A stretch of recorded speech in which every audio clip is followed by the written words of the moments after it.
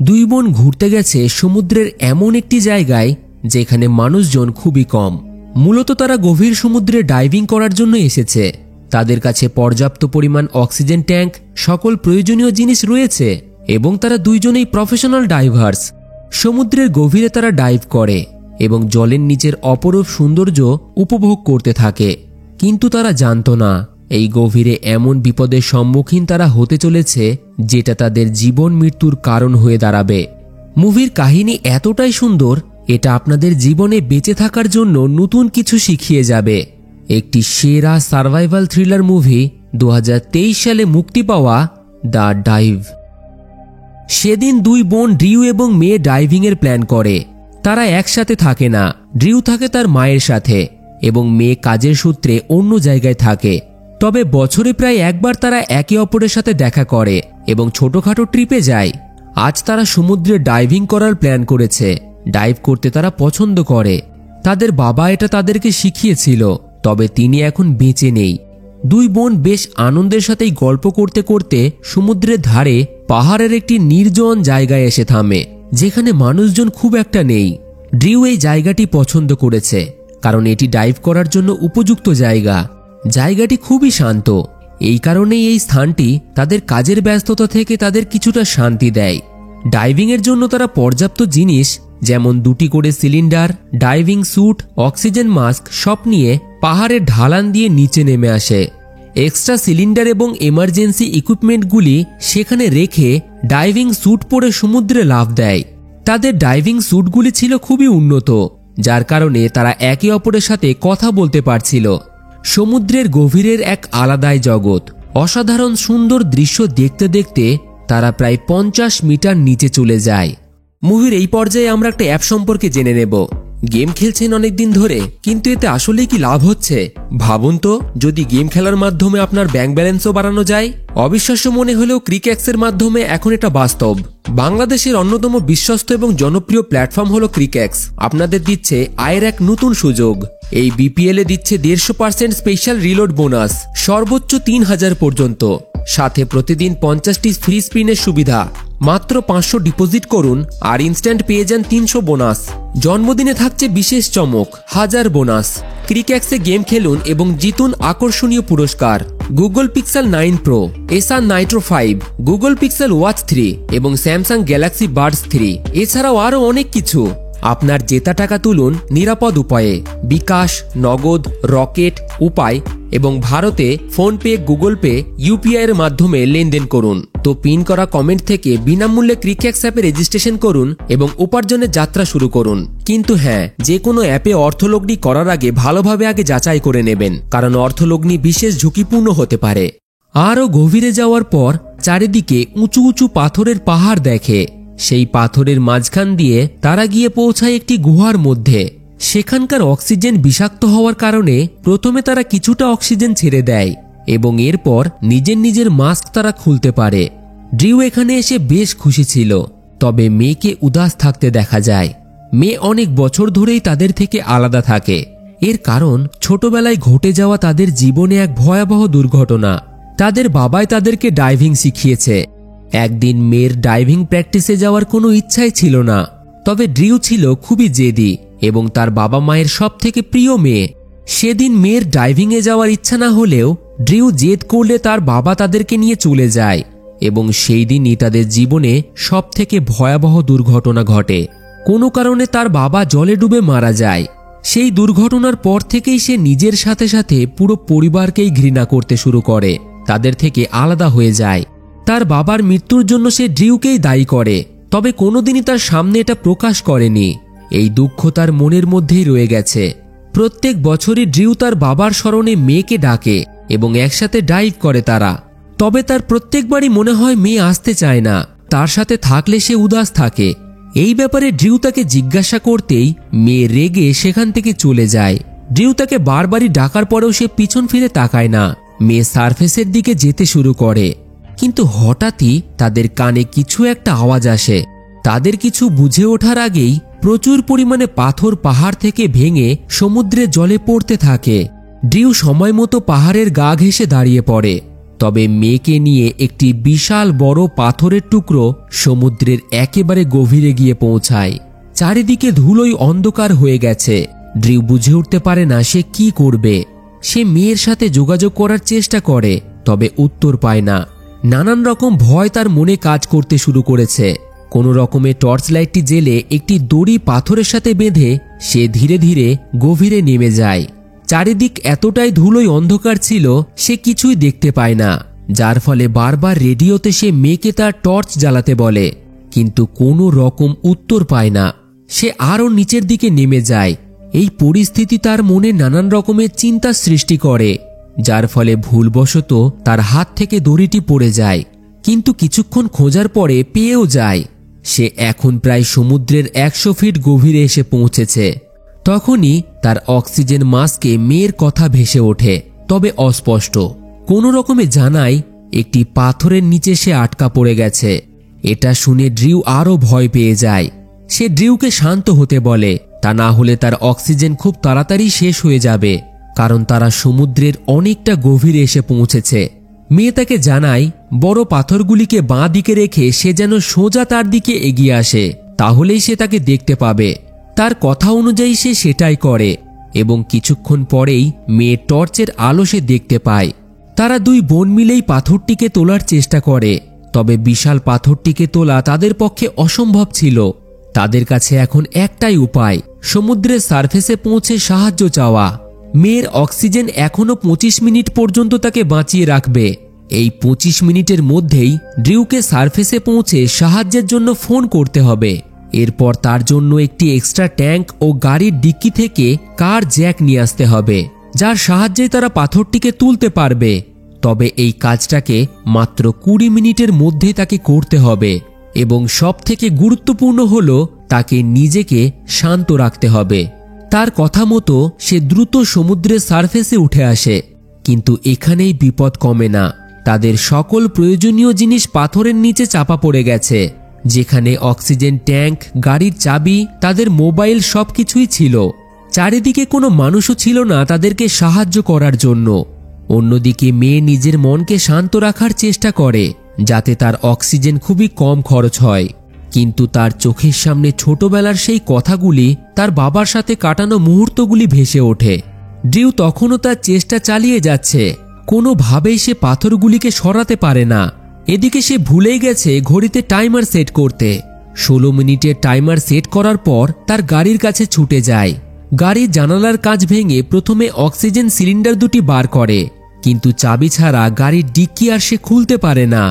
গাড়িতে থাকা একটি ম্যাপে সে দেখে কিছুটা দূরেই একটি বাড়ি রয়েছে, কিন্তু একদমই সময় আর হাতে নেই, তাই সিলিন্ডার দুটি নিয়েই নেমে আসে সে। তবে তার সিলিন্ডারটি সে পরিবর্তন করে না। তখনই সে তার সামনে একটি জেলেদের নৌকা দেখতে পায়। সাহায্যের জন্য সে চিৎকার করে, তবে নৌকা পর্যন্ত তার আওয়াজ পৌঁছায় না।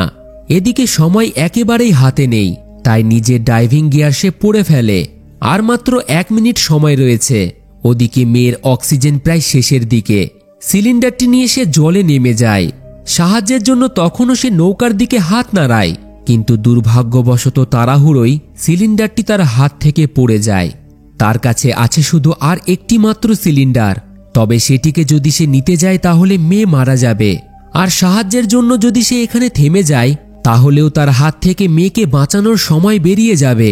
তাই বেশি না ভেবে সে আবারও ডাইভ দেয়। ইতিমধ্যে মেয়ের অক্সিজেন শেষ হয়ে গেছে। সে লম্বা নিঃশ্বাস নিয়ে এদিক ওদিক খুঁজতে থাকে। একেবারে সময় মতো ড্রিউ সেখানে এসে তার ট্যাঙ্ক থেকে তাকে অক্সিজেন দেয়। আর কিছু সময় দেরি হলেই সে মারা যেত। কিন্তু তাদের এখন অক্সিজেন দরকার। ড্রিউ জানে অক্সিজেন ট্যাঙ্কটি আশেপাশেই কোথাও পড়েছে, কিন্তু সেটাকে খুঁজতে হলে একটাই উপায়, তার ট্যাঙ্কটি মেয়েকে দিয়ে বিনা অক্সিজেনে ডাইভ করা। তবে কাজটি খুবই ঝুঁকিপূর্ণ ছিল, কিন্তু তাদের এই রিস্ক এখন নিতে হবে। বেশ কিছুটা অক্সিজেন নেওয়ার পর সে ট্যাঙ্কটিকে খুঁজতে চলে যায়। তার যাওয়ার সাথে সাথেই মেয়ে লক্ষ্য করে অক্সিজেন পাইপটি লিক হয়ে গেছে। বিপদ একেই কমছে না, বরং বেড়েই চলেছে।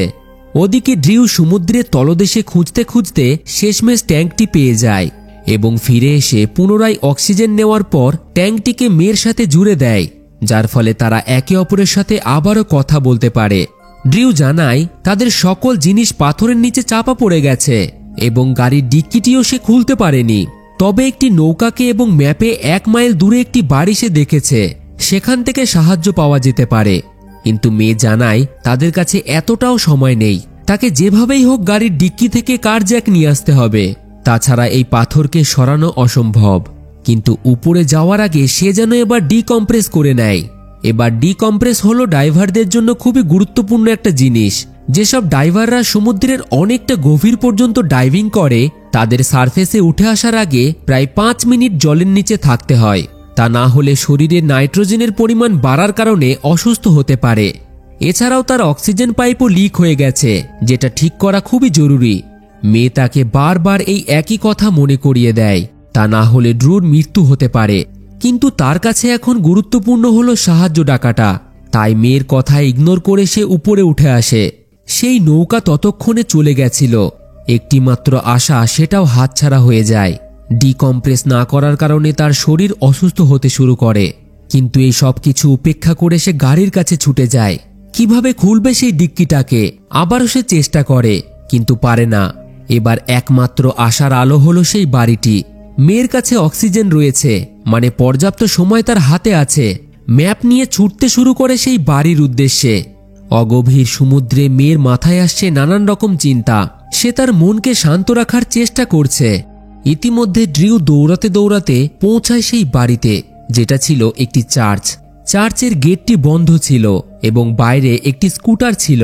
স্কুটারটিকে জানালার কাছে দাঁড় করিয়ে জানালাটি ভেঙে ভিতরে ঢোকে, তবে তেমন কিছু পায় না।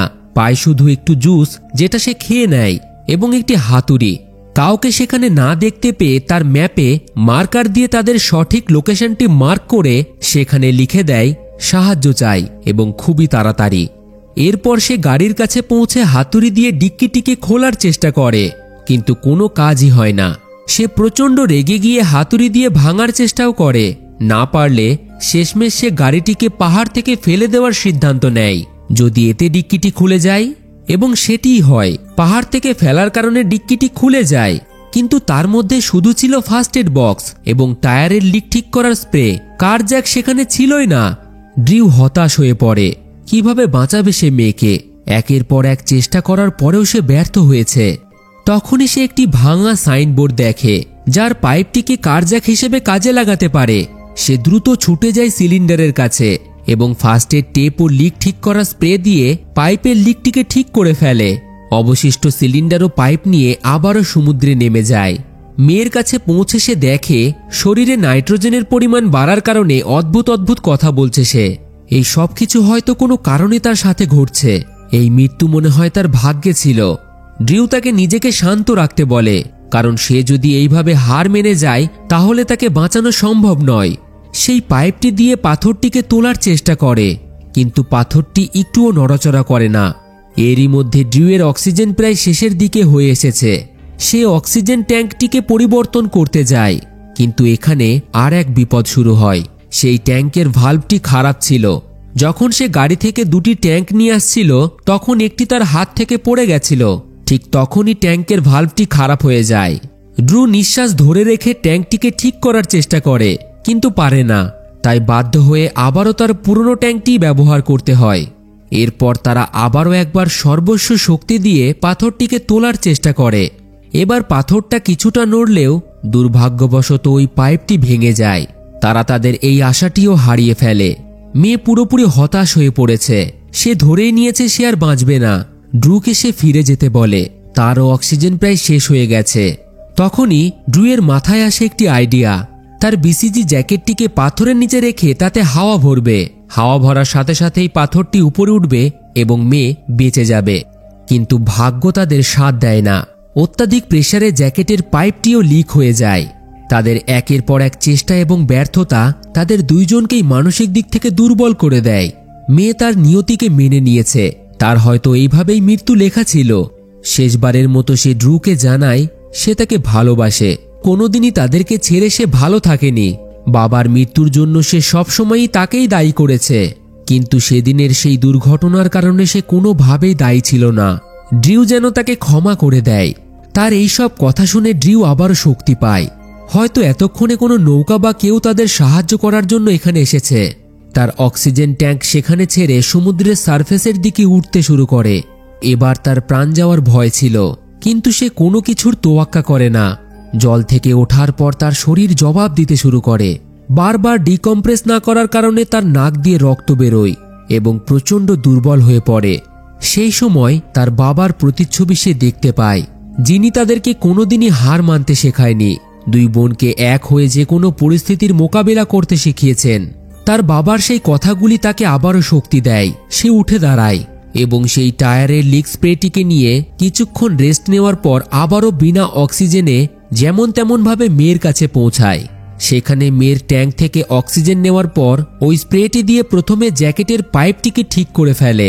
তার শারীরিক অবস্থা খুবই খারাপ হয়ে গেছে। মেয়ে বারবার তাকে এখান থেকে চলে যেতে বলে, কিন্তু সে তার একটি কথাও শোনে না। জ্যাকেটে হাওয়া ভরতে শুরু করে এবং এবার তাদের এতক্ষণের চেষ্টা সফল হয়। জ্যাকেটের হাওয়া এবং তাদের জোর লাগানোতে শেষমেশ মেয়ে বেরিয়ে আসে। এর থেকেই শেখা যায়, কখনো হার মেনো না, একদিন না একদিন সফলতা অবশ্যই পাবে। মেয়ে দেখে ড্রুর শারীরিক অবস্থা খুবই খারাপ, ঠিকঠাকভাবে ভেসে থাকার ক্ষমতা তার শরীরে নেই। যদি সে এবার ডিকম্প্রেস না ছাড়াই সারফেসে উঠে যায় তাহলে তার মৃত্যু অনিবার্য ছিল। তাই মেয়ে তাকে সরাসরি সারফেসে না নিয়ে গিয়ে সেই পাথরের মাঝখান দিয়ে পৌঁছায় ওই গুহার মধ্যে। কিন্তু সেখানেও অক্সিজেন ছিল খুবই কম, তার অক্সিজেনও প্রায় শেষ হয়ে গেছে। কোনোভাবে মেয়ে যদি সারফেস পর্যন্ত পৌঁছেও যেত তাহলে সে বেঁচে যেত, কিন্তু ডিকম্প্রেস না করার কারণে ড্রিউ মারা যেত। তাই তাদের এখন অক্সিজেনের প্রয়োজন। সেই ট্যাঙ্কটি যার ভালভ খারাপ হয়ে গেছিল সেটার ব্যবহার করে এই গুহার মধ্যে তারা ডিকম্প্রেস করতে পারে। কিন্তু ততক্ষণ ড্রিউকে সাহস রাখতে হবে। এত বড় বিপদের সম্মুখীন হয়েও যেহেতু সে হার মানেনি, সেহেতু মেয়ের উপর তাকে ভরসা করতে হবে। সে ওই অক্সিজেন ট্যাঙ্ক এখানে নিয়ে আসবে, এছাড়া তাদের কাছে আর কোনো উপায় নেই। এই বলে অনেকটা নিঃশ্বাস ভরে নিয়ে ট্যাঙ্কটিকে আনতে চলে যায়। এদিকে গুহার মধ্যে অক্সিজেন ধীরে ধীরে কম হতে শুরু করেছে। ড্রিউ সেখানে শ্বাস নিতে পারে না। অক্সিজেনের কম এবং নাইট্রোজেনের পরিমাণ শরীরে বাড়ার কারণে সে জলে ডুবতে শুরু করে। ওদিকে মেয়ে সেই অক্সিজেন ট্যাঙ্কটি নিয়ে যত তাড়াতাড়ি হোক গুহায় এসে পৌঁছায় এবং একটি পাথর দিয়ে ভালভটিকে ভেঙে ফেলে। কিন্তু ড্রু প্রাণহীন অবস্থায় জলে ভাসতে থাকে। সে তাকে সিপিআর দেয়। বেঁচে ফেরার এত কাছাকাছি এসে এইভাবে তার ছোট্ট বোন ড্রু তাকে ছেড়ে যেতে পারে না, তাহলে সে বেঁচে থেকেও কোনোদিন নিজেকে ক্ষমা করতে পারবে না। নানান রকম চেষ্টা সে চালিয়ে যায়, কারণ হার না মানাটা তারা তাদের বাবার কাছ থেকে শিখেছে। তার চেষ্টা সফল হয়, ড্রুর জ্ঞান ফিরে আসে। বেশ কিছুক্ষণ সেখানে ডিকম্প্রেস করার পর তারা সমুদ্রের সারফেসে উঠে আসে। অবশেষে দুইজনের চেষ্টা, মনোবল না হারানো এবং একে অপরের প্রতি বিশ্বাস এই কঠিন যুদ্ধে তাদেরকে জয়ী করে। এক নতুন জীবন তারা ফিরে পায়। এর সাথেই মুভিটি এখানেই শেষ হয়ে যায়। তো আপনারাও যদি এইভাবে হার মেনে বসে থাকেন তাহলে জীবনে সফল হতে পারবেন না। মুভিটা আমাদেরকে এটাই শেখায়। তাই কঠিন পরিশ্রম করতে থাকুন, একদিন না একদিন সফলতা অবশ্যই পাবেন। মুভির কাহিনী আপনাদের কেমন লাগলো সে সম্পর্কে কমেন্টে অবশ্যই জানাবেন। আর ভিডিওটিতে একটি লাইক ও বন্ধুদের সাথে শেয়ার করে দেবেন। কোনো রকম যদি প্রশ্ন থাকে সেটাও কমেন্টে জানাতে পারেন, আমি উত্তর দেওয়ার চেষ্টা করব। আর এই রকমের মুভি এক্সপ্লেন যদি আপনারা দেখতে চান তাহলে আমাদের চ্যানেলের সাথে জুড়ে থাকুন আর দেখতে থাকুন ফিল্মি গপ্প, the channel of movie lovers.